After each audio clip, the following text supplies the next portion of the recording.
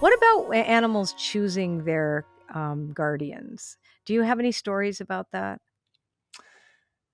Yeah, Like, do you I feel like they choose us? I do feel sometimes they choose us. Yeah, I do. And even sometimes often it's even before they come into this Yeah. incarnation. It's meant to be. Um I mean I even felt like my soulmate dog Cooper when I was 23 or 4. I had no plans of adopting a dog at all at the Mm. time. And I was in my early 20s. I was starting out professionally. I had moved back from college not long, and I was walking along a Chicago city street, and there was literally a puppy in the window, and 7.5 week old Nugget, Collie Shepherd mix, and I just was taken by One, her. Yeah, right. and I went in and I just was like, and she came right up to me. She was avoiding everybody else actually. When they pulled her out, she was kind of cautious, Right. very sensitive. But she came right up to me, and in that moment, I was like, okay, this dog is choosing me. This is meant to me be. This is the one.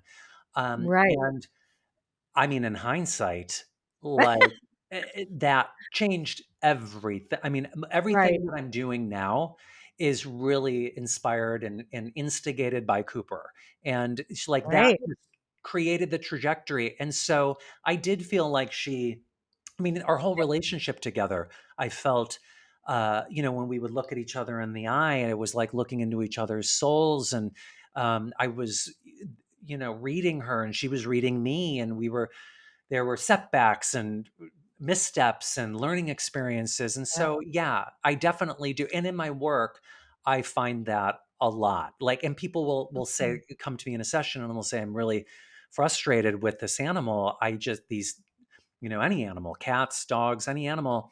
Sure. Why am I dealing with this? And it's like, well, this this cat chose you because you are the one to not necessarily like to put the pressure on. You are the rescuer and you have to carry No, that no, I out. get, yeah. But like, because you are the one, just like you with your pup, to show the way, to help them, to give them the opportunity to feel seen and heard and understood. And there's like a magnetic feeling where they know, like, up, that's You're the you. one. I Yeah. had the wildest experience. So I would board my Palm. This goes 20 years ago. I would board my Palm at this lady's place in a town outside of Toronto. And before I would get on a plane, so I would take my dog there. And this lady had another Palm, and it was this tiny little black male named Sebastian. And as the minute I laid eyes on this little dog, it was so tiny. I'm talking so itty bitty, that wasn't a real dog, basically, right? It would, but he looked at me and it was like, oh my God, you're my dog. This is how I felt. And so I felt so screwed up in the head going, this is my dog, but this lady has a dog. And why do I think it's my dog? I can't have two dogs. Like, well, that's insane.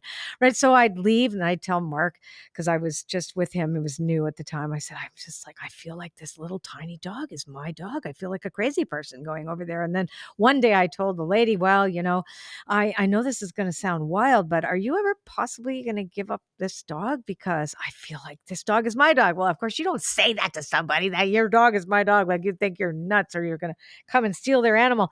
And she's like, oh, and I'm never going to get rid of him. And I'm like, I'm so sorry. I'm so sorry. I should have never said that. I was like freaked out completely.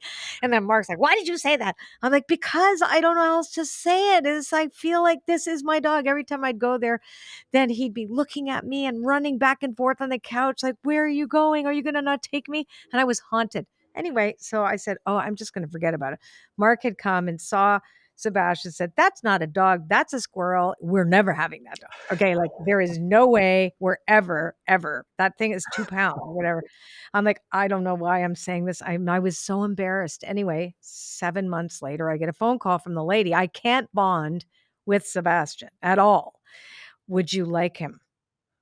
Sure Wow. enough, that little dog was my soulmate shadow from the day he walked in the door, and he was already friends with my other one, and the 2 of them were like, "Hi, it's me," and it was the most uncanny thing, like, I can freeze frame a photograph in my mind, in my memory of looking into that dog's eyes. I don't know, I just feel like the soul of these animals, they come to heal us and bring us something that people can't.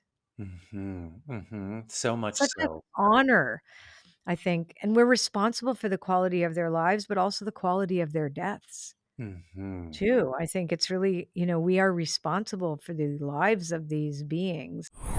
Okay, if you like this podcast and you want to see more, just click over here and you'll get to see more clips from this interview. If you just want to listen, well, if you click there, you'll listen to the entire interview available to you on any one of your favorite podcast channels.